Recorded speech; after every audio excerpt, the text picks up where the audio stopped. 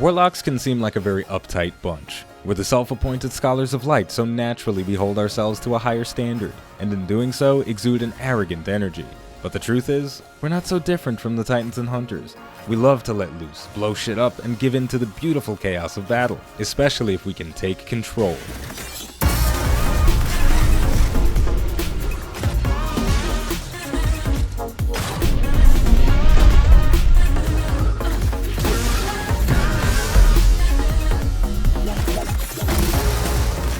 The Attunement of Control is the newest addition to the Warlock Stormcaller subclass, and it's shocking how much fun it is to play. Although its namesake suggests you'll be controlled and calculated, it encourages a wild playstyle and thrives in the most chaotic situations. This subclass branch isn't overly complicated, but it takes some work to optimize it. So let's dive into the overview and talk about how it works. The passive ability Ionic Trace is the main selling point for the Attunement of Control. This passive causes defeated enemies to sometimes spawn an Ionic Trace that will make its way to your character. If it does, you'll have all your cooldowns reduced slightly and gain some super energy. The effect of a single Ionic Trace might seem a bit underwhelming, but if you're actively slaying enemies, you'll get several of them over the course of a few minutes and you'll see a lot more ability usage because of it. The Ionic Traces are designed to track your character from wherever they spawn, but I've noticed they're not very smart. Sometimes traces will get stuck on walls or go off in the complete wrong direction, so I found it best to fight at mid to close range so the traces have an easier time getting back to you. They also don't have an unlimited range, so if you're too far out, they'll disappear before they get to you. Additionally, I wouldn't recommend going out of your way to chase after an Ionic Trace that lost its way. They move at the same speed as your Guardian, so you'll just wind up wasting time. The second passive ability for the Attunement of Control is PULSEWAVE. Its description reads, being critically wounded triggers an energy wave that boosts yours and your allies' speed. That's not a very good description, but it's par for the course with Bungie. From my testing, I noticed a small but negligible increase in movement speed when PULSEWAVE is active, but a massive boost to reload speed and weapon handling, which is an amazing benefit. This means if you're in a dire situation, you can reload your primary weapon much faster to finish off a small target, or swap to a special or power weapon more quickly to clean up tougher enemies. PULSEWAVE does not have a cooldown, meaning it can be activated every time you're critically wounded. However, it will only activate after your health has been completely restored to maximum. For this reason, it's difficult to have a 100% uptime on the buff because you'll need to be in cover and not taking damage to restore your health to full before triggering it again. But it's overall not a huge detriment to the effectiveness of the ability. The melee ability for this subclass is Ball Lightning, and it's very straightforward, but it has a lot of potential. Ball Lightning, as its name suggests, sends out a ball of lightning when activated.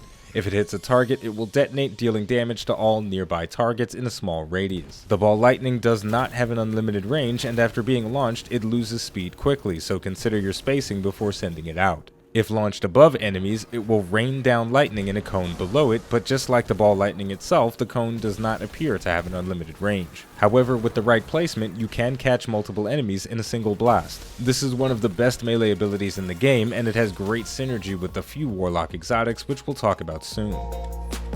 The last and coolest ability in the Attunement of Control is the super ability Chaos Reach. If you're a Dragon Ball Z fan like I am, then you'll appreciate feeling like Gohan every time you activate this super and send out a beam of arc energy with one hand. The super can be cancelled early to save energy, which in theory would be great for dealing with small groups of adds, but that functionality is currently bugged and does not refund energy correctly. You can move around while you're firing your laser, so technically Chaos Reach is a roaming super, but you can't move very far or fast. But the ability to make slight adjustments to your positioning while channeling is nice. Finally, enemies killed by Chaos Reach explode. There's not much to talk about with this super ability because of the bug that's currently affecting it, but the main suggestion I can give is to always activate it from a vantage point. Whether you activate it at the peak of your jump or climb up a ledge before firing, having more vision of the battlefield before activating will allow you to take full advantage of the reach on Chaos Reach.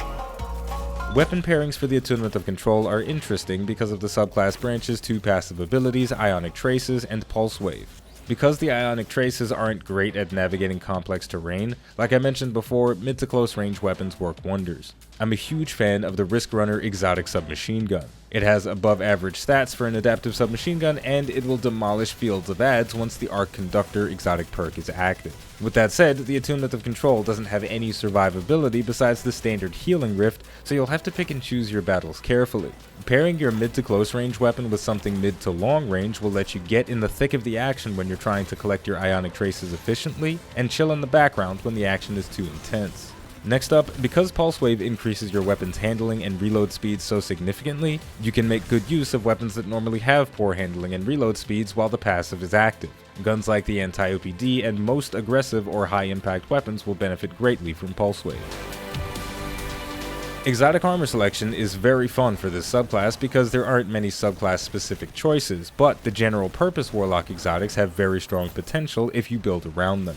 First, the Eye of Another World exotic helmet reduces all your cooldowns by about 30%. It's simple and a bit boring, but stacking Eye of Another World with cooldown reduction mods and ionic traces will allow you to chain abilities together very quickly. The Stag is another relatively dull exotic, but I've always felt like it has super sexy synergy with Stormcallers, and for the Attunement of Control, it works well with PULSEWAVE.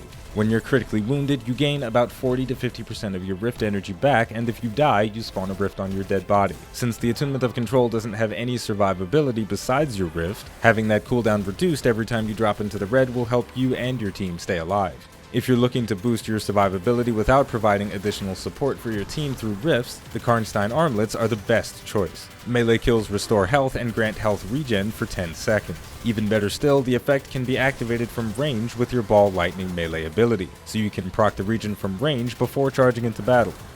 For perk and mod selection, choose between grenade, melee, or class ability cooldown reduction depending on your exotic armor. With Eye of Another World, you can go all in on one type of cooldown reduction or split your mods for an even flow on all of your abilities. With the Stag, you can stack class ability cooldown reduction for more rifts, and for the Karnstein armlets, melee cooldown reduction for more ball lightning for easy triggers on the exotic perk. For armor perks, I look for things that improve my survivability, so perpetuation on my boots, activating my class ability reduces the cooldown of my class ability, and recuperation for my class item. Picking up orbs of light triggers health regeneration. Overall, the Attunement of Control is a simple subclass, but it rewards a player that knows how to slay bad guys efficiently. Ionic traces pop out of enemies you kill, so the more enemies you drop, the more you'll get to use abilities, which will help you kill more enemies even faster.